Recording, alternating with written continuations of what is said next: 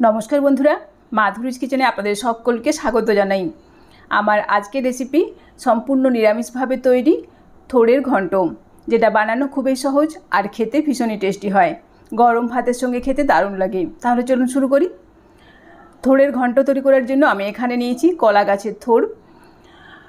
সবার প্রথমে কলা গাছের এই থোড়ের উপরের অংশগুলোকে ভালোভাবে ছাড়িয়ে নিয়েছি। তারপর একটা পিলারের সাহায্যে এর উপরের খোসাটাকে একটুখানি এভাবে ছুলে নিচ্ছি। এবার থোড়টাকে কেটে নেব। আমি ছুরির সাহায্যে থোড়টাকে এরকম গোল চাকা চাকা করে কেটে নিচ্ছি। আর যতবারই কাটবো ততবারই এরকম এই যে সুতোর মতো যে অংশটা বেরোচ্ছে সেটাকে হাত দিয়ে পেঁচিয়ে পেঁচিয়ে ফেলে দেব।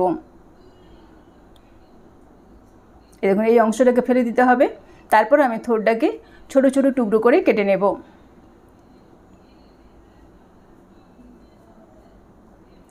এইভাবে আমি সমস্ত থোড়টাকে ছোট ছোট টুকরো করে কেটে নিচ্ছি।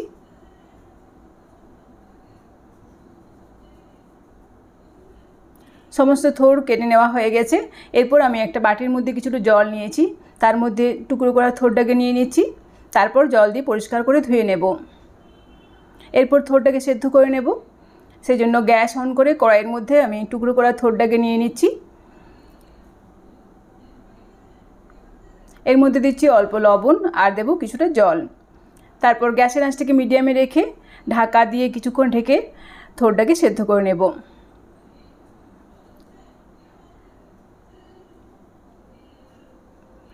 কিছুক্ষণ পর ঢাকা খুলে নিচ্ছি।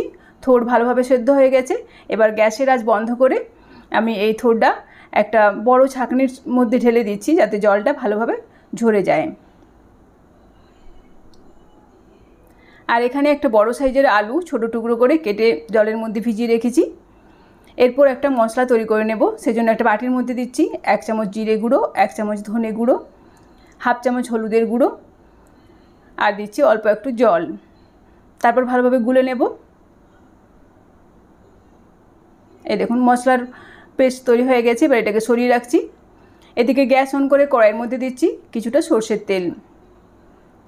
তেল ভালোভাবে গরম হয়ে যাওয়ার পর এর মধ্যে আমি 1 মুঠো চিনেবাদাম ভেজে নেব।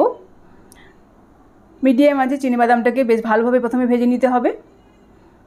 এই দেখুন চিনেবাদামগুলোকে ভালোভাবে ভেজে নিয়েছি। এবার তেল থেকে ছেঁকে একটা পাত্রের মধ্যে তুলে রাখছি। তারপর ওই তেলের মধ্যে ফোড়নের জন্য দিলাম একটা শুকনো লঙ্কা, 2 টুকরো দারচিনি, 3-4টে লবঙ্গ আর 3টে ছোটো এলাচ। এর সঙ্গে দিলাম অল্প একটু গোটা জিরে।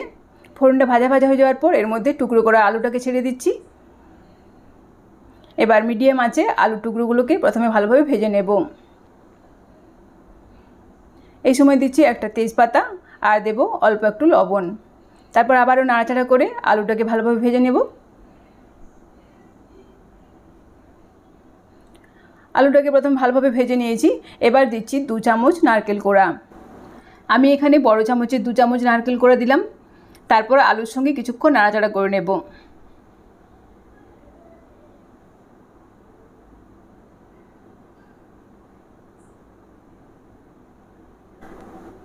মিডিয়াম আঁচে মিনিট 2 সময় ধরে আমি নারকেল কোড়াটা আলুর সঙ্গে বেশ ভাজা ভাজা করে নিয়েছি। এরপর এর মধ্যে দেব আগে থেকে তৈরি করে রাখা মশলার পেস্ট। তারপর মিডিয়াম আঁচে সমস্ত কিছু একসঙ্গে ভালোভাবে কষিয়ে নেব। মশলাটাকে কিছুক্ষণ আমি এভাবে নাড়াচাড়া করে কষিয়ে নিয়েছি। এই সময় এর মধ্যে দেব 1 চামচ আদা আর কাঁচা লঙ্কা বাটা। তারপর আবারও নাড়াচাড়া করে কষিয়ে নেব।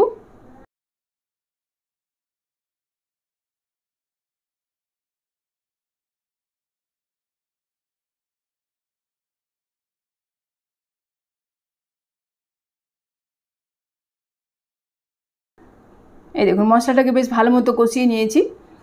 এই সময় দিচ্ছি অল্প একটু জল। তারপর আবারও নাড়াচাড়া করে মশলাটাকে আরও কিছুক্ষণ সময় ধরে কষিয়ে নেব। মিডিয়াম আঁচে মশলাটাকে বেশ কিছুক্ষণ সময় ধরে ভালোভাবে কষিয়ে নিয়েছি। মশলাটা ভালো মতো কষানো হয়ে গেছে। এবার দিচ্ছি সেদ্ধ করে রাখা থোড়। আমি হাত দিয়ে এভাবে একটুখানি ম্যাশ করে দিচ্ছি।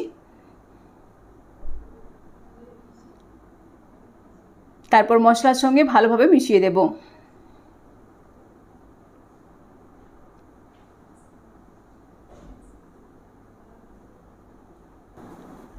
মশলার সঙ্গে থোড়টাকে বেশ ভালোভাবে নাড়াচাড়া করে মিশিয়ে দিয়েছি।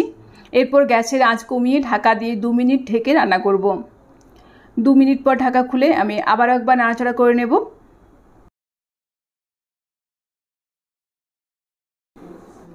কিছুক্ষণ নাড়াচাড়া করে নেওয়ার পর এর মধ্যে দিচ্ছি হাফ চামচ চিনি আর দেব পরিমাণ মতো লবণ।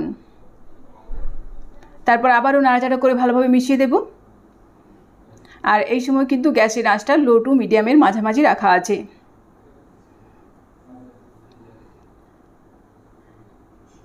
এরপর গ্যাসের আঁচ কমিয়ে আবারও 2-3 মিনিট ঢেকে রান্না করব। 3 মিনিট পর ঢাকা খুলে নিচ্ছি। এর মধ্যে দিচ্ছি ভেজে রাখা চিনিবাদাম। তারপর নাড়াচাড়া করে ভালোভাবে মিশিয়ে দেব। আমি এইভাবে থোড়টাকে মশলার সঙ্গে বেশ ভালোভাবে কষিয়ে নিয়েছি। মিডিয়াম আঁচে আরও কিছুক্ষণ সময় ধরে নাড়াচাড়া করে আমি বেশ শুকনো শুকনো করে নিচ্ছি। এই দেখুন থোড়ের ঘন্ট আমার প্রায় তৈরি হয়ে এসছে। এবার সবশেষে এর মধ্যে দেব অল্প একটু গরম মশলার গুঁড়ো আর দেব 1 চামচ গাওয়া ঘি। তারপর নাড়াচাড়া করে ভালোভাবে মিশিয়ে দেব। থোড়ের ঘন্ট আমার তৈরি হয়ে গেছে। এবার গ্যাসের আঁচ বন্ধ করে দিচ্ছি। তারপর একটা ঢাকনা চাপা দিয়ে 5 মিনিট স্ট্যান্ডিং টাইমে রেখে দেব। 5 মিনিট পর আমি এই থোড়ের ঘন্ট একটা সার্ভিং বোলের মধ্যে ঢেলে নেব গরম ভাতের সঙ্গে পরিবেশন করার জন্য।